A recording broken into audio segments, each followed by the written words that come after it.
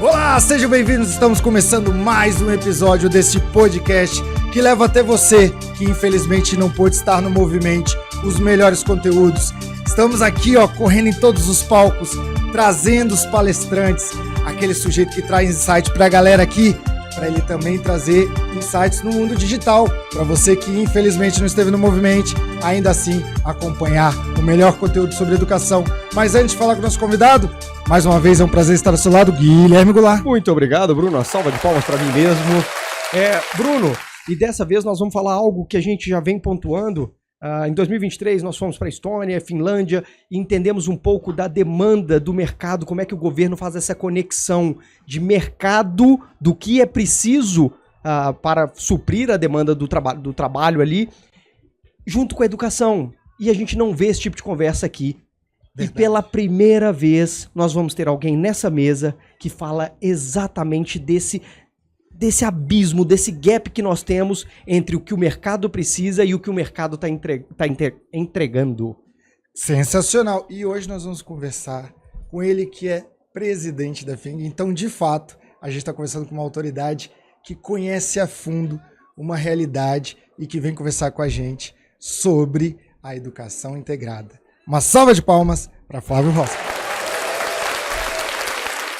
Amigo, quero começar trazendo para você o seguinte. A BNCC, de maneira geral, a educação, ela, entre os seus vários pilares, ela tem que preparar para o mundo do trabalho.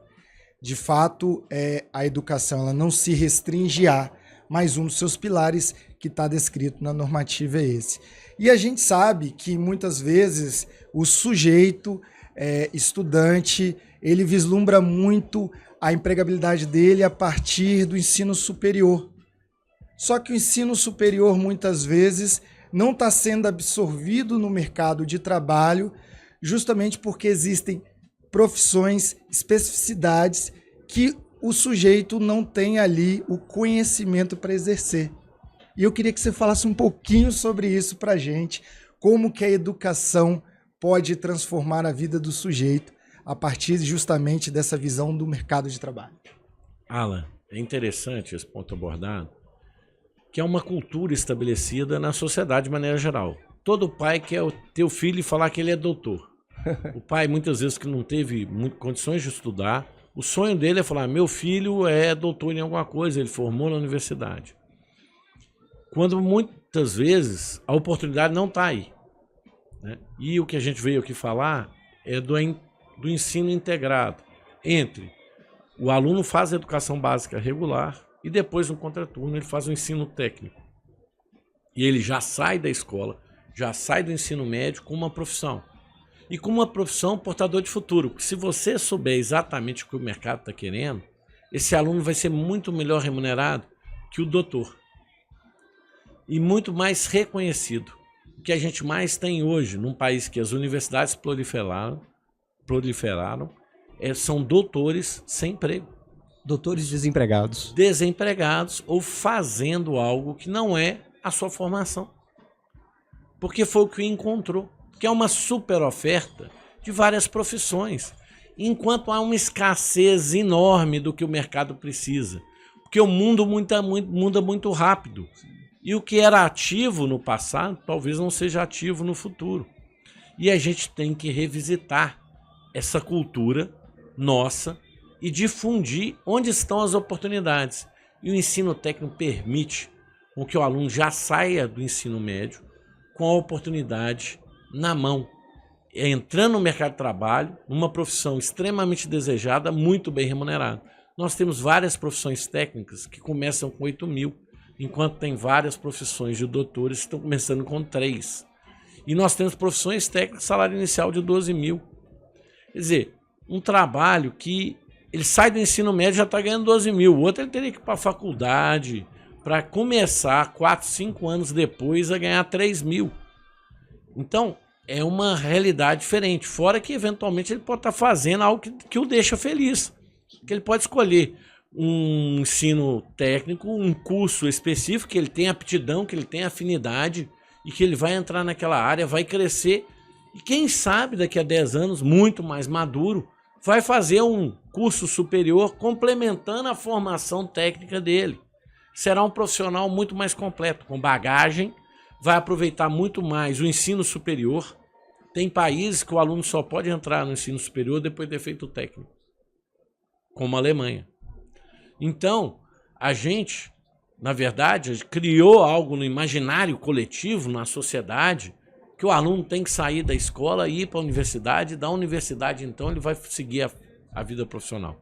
E, eventualmente, a gente está falando, olha, o mundo está mudando. Robôs, A robotização. IA. Será que nós vamos precisar de pessoas que fiquem 15 anos pensando em especialistas? É uma dúvida. Daqui a 20 anos, será que nós vamos precisar? Ou será que a IA vai fazer isso muito melhor do que a gente? Presidente, ouvindo você falar, tem uma coisa que é um fato. Assim, claro que todas as modalidades de ensino têm sua importância, têm seu espaço. Longe de mim criticá-las, mas uma coisa é fato. Quando você almeja a vida acadêmica, você se torna um grande teórico, você vê muitas teorias. E o mercado, às vezes, tem uma dificuldade de absorver esse sujeito, porque, às vezes, a demanda que ela tem é de uma especificidade, é de um maquinário específico na indústria, é de um profissional que consiga atender aquela demanda. E, obviamente, quando você faz o ensino integrado, quer dizer, a questão temporal, cara, a questão temporal, o sujeito já sai ali do médio sabendo uma profissão, isso muda a realidade de uma comunidade. Porque não é que a academia não é importante, muito pelo contrário, a gente é movido pelaquilo que sai da academia. Só que se você almeja o mercado de trabalho, se você às vezes é rimo de família e ainda nessa fase de estudo e quer mudar a sua realidade, o ensino integrado técnico e ensino médio, cara, vai fazer a diferença e mudar a realidade da economia daquela comunidade como um todo. Faz muito sentido isso. E aí eu queria entender como que a FIENG contribui com tudo isso, como que a gente cria de fato esse ecossistema e promove, porque eu acho que de fato essas grandes instituições, e Minas é uma referência nisso, tem uma preocupação social muito grande, né? A gente faz um trabalho extraordinário já há 90 anos, né? Mas na nossa gestão eu tenho orgulho de falar que a gente quintuplicou o trabalho. O que quer dizer quintuplicou? A gente tinha 63 mil alunos, nós estamos com 300 mil alunos. Então, com entrega desses 300 mil, 120 mil com bolsa integral. Fora os que têm bolsa parcial com base em estudo socioeconômico. Quem pode pagar, paga. Quem não pode pagar, não paga. Então, é uma entrega muito grande. Estamos dobrando a rede do SESI em número de escolas e agora o próximo projeto é dobrar de novo, então seria quadruplicar as escolas, né? Caramba! Então a gente vai entregar no início do ano que vem 65 escolas e para os próximos 6 anos nós vamos chegar a 120 escolas em todo o estado. E escolas com qualidade. A nossa escola básica hoje, do SESI, para ter um parâmetro do SESI, das 10 melhores escolas do SESI no Brasil, 9 estão em Minas Gerais. Das 20 melhores escolas do SESI do Brasil, 18 estão em Minas Gerais. Das 30 melhores escolas no Brasil, 26 estão em Minas Gerais. Pelo Enem. Então não é uma medição interna nossa, é parâmetro Enem. É resultado. É resultado efetivo. Né? A nossa rede, que tem um nível socioeconômico do aluno similar à rede pública, tem uma nota 30% superior ao aluno médio da rede pública. A melhor escola baixa renda do Brasil hoje é uma escola do SESI Minas Gerais. Então a gente tem muito orgulho do trabalho que é feito na qualidade, na transformação. E mesmo na educação básica, a gente está levando a tecnologia. Então os meninos têm robótica, tem robô colaborativo, não tem nenhuma outra escola particular do Brasil robô colaborativo. Quando a gente começou a botar robô colaborativo em escola do ensino tradicional, vamos dizer, que não é profissionalizante, os fabricantes de robô colaborativo mundiais vieram ver o que era que estava acontecendo, que a gente foi a primeira escola de educação a ter um robô colaborativo integrando com os alunos. Isso no futuro vai passar a ser comum, mas nós já estamos fazendo há mais de 5 anos. Né? Nós temos óculos de realidade virtual aumentada, ganhamos um prêmio de Samsung, maior desenvolvedor de conteúdo de educação para óculos de realidade virtual aumentada no mundo. Né? Então são coisas assim, o nosso aluno da rede SESI, ele está tendo acesso não somente ao ensino muito bom do ponto de vista de conteúdo, do ponto de vista de formação enquanto ser humano, mas também formação acadêmica, mas também com toda uma pegada tecnológica que é a transformação dessa nova geração. Ele já sai um aluno com todas as habilidades para enfrentar o mundo digital, o mundo tecnológico. Além disso, nós temos além do óculos com realidade virtual aumentada, nós temos várias aulas ministradas com tablets em sala de aula, entre o carrinho, o tablet, etc. Então, a gente tem um percentual já muito grande das nossas salas com a tecnologia embarcada. E, além disso, o aluno tem opção, porque a gente fez várias expansões, toda escola nova que a gente já abriu com a possibilidade integrada do ensino profissionalizante do Senai. Então, o SESI tem 40 e poucos mil alunos, a gente vai dobrar esse número em breve, mas o Senai tem 250 mil. Então, na hora que você junta essas duas coisas, é uma força relevante. É 1,5% da população de Minas Gerais hoje que está numa escola SESI Senai. Se você for colocar da população que está na idade escolar, nós estamos falando de 7 a 8% da população estudando numa escola SESI Senai. Então, a gente está realmente fazendo um esforço muito grande para mudar esse cenário da educação com qualidade. Tivemos a World Skills, que é a preparatória para a Olimpíada do Conhecimento, a Olimpíada das profissões, né? E dos 52 qualificados do Brasil, 15 são de Minas Gerais. Quer dizer, em primeiro lugar, que vão disputar o Mundial. É uma marca extraordinária. Você tem 27 estados, né? Você não tem só um.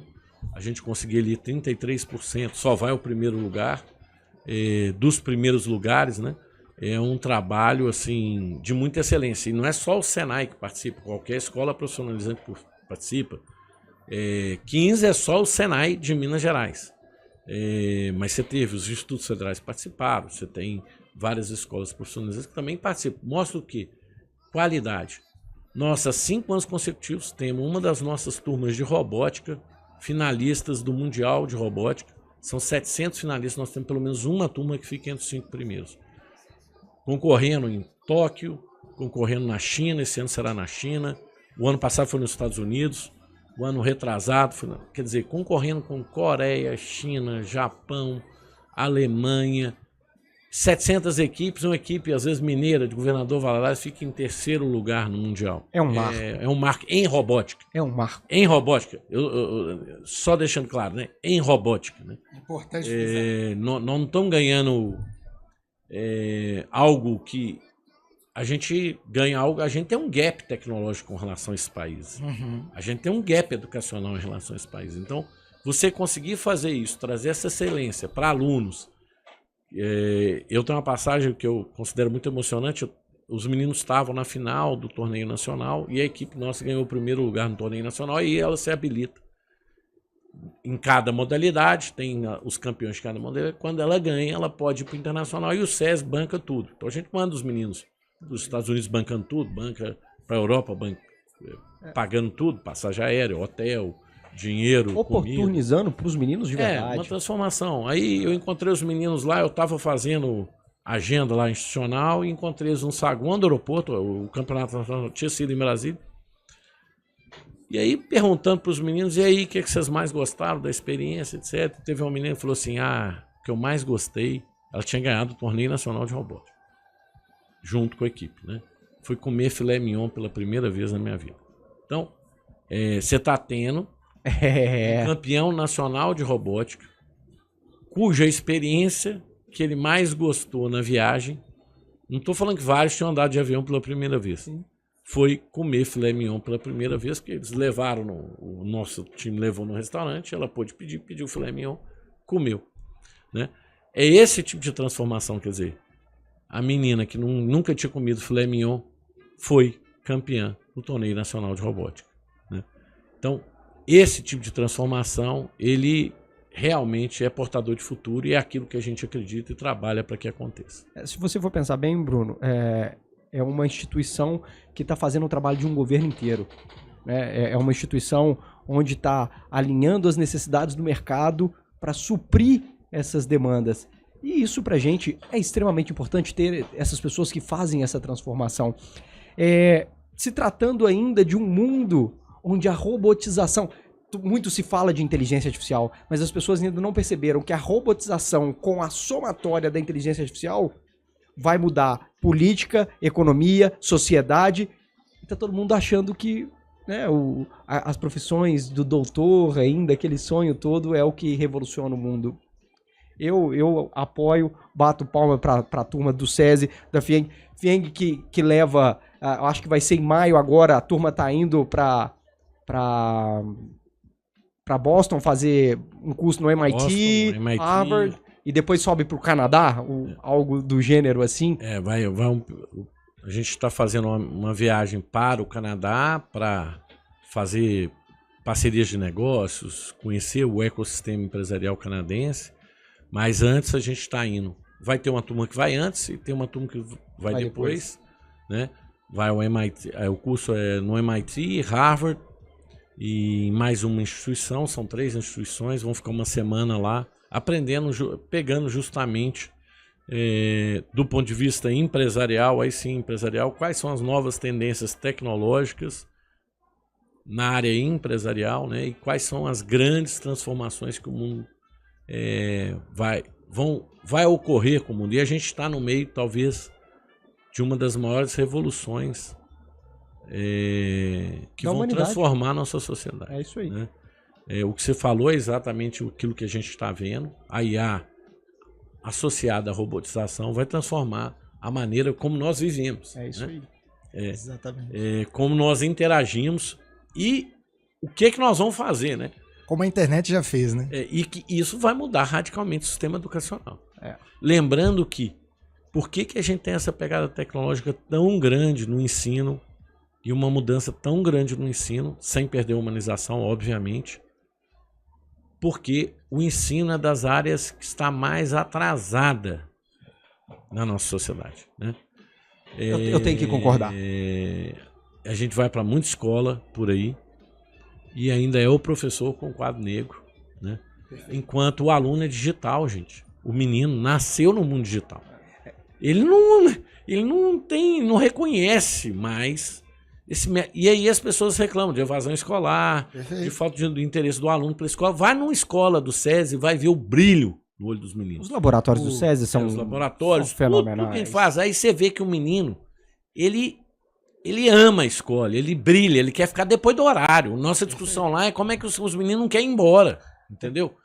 Então, não adianta, né? Não adianta. O menino, ele tem uma outra cultura. O Paulo Freire fala uma coisa que é muito interessante, né? Você precisa contextualizar. E o professor que não contextualizar dentro do cenário digital, dentro do cenário tecnológico, que é a realidade de muitos jovens do SESI, por exemplo, você fica descontextualizado. É isso aí. O nosso episódio é mais curto, mas eu queria ainda uma última perguntinha para encerrar, porque vocês, grande parceiro do movimento, então assim, a FIENG contemplando aí todos os meandros do desenvolvimento econômico, social e educacional de Minas Gerais, como é fazer parte também dessa grande celebração em educação que é o Movimento, estar aqui, daqui a pouco você estará no palco falando para educadores. Qual é o sentimento e compromisso que você acredita ao pertencer a um evento como esse? Primeiro, antes de tudo, parabéns a vocês, né? Você, Alan, Guilherme, ao Pedro, ao Gustavo, pela idealização desse evento extraordinário que trata da coisa mais relevante que nós temos no nosso país, que é a educação. E que muitas vezes é relegada a uma discussão secundária. Eu tenho verdadeiro horror. Educação no Brasil devia ser o tema mais debatido. E quando ele é debatido, a única pauta que é debatida é a salário de professor. De fato. Então é uma perda extraordinária. Não que o salário de professor não seja relevante, mas não pode ser a única pauta da educação, né? E a gente vê a nossa geração sendo esterilizada em escolas que não são portadoras de futuro para a nossa sociedade. Forte. Isso é uma tragédia. E essa tragédia pode ser evitada através de eventos como o Movimento, que leva a informação, leva o que é novo, leva tudo que é transformador para esse dirigente, para o diretor de escola, para o secretário de educação do município, para todos os profissionais que orbitam essa área, que podem fazer a opção de transformar o seu ensino ou não. mas já não podem dizer que não têm acesso à informação. Eles têm acesso à informação aqui no Movimente. Então, se você é da área, não perca o Movimente. É extraordinário e eu recomendo a todos. Muito bem. Sensacional, senhoras e senhores. Chegamos ao final de mais um episódio muito bacana. A gente conversou com o presidente da FIENG, uma figura que conhece de fato muitas oportunidades de educação, e ele, de uma forma muito generosa, compartilhou com a gente e também fará isso no palco daqui a pouquinho. Então você continue com o BTO, continue com o Boss, porque aqui tem muito conteúdo, tudo que tá rolando no Movimente 2026, você confere aqui. Fiquem com Deus e lembre-se sempre, o Boss tá on. Valeu!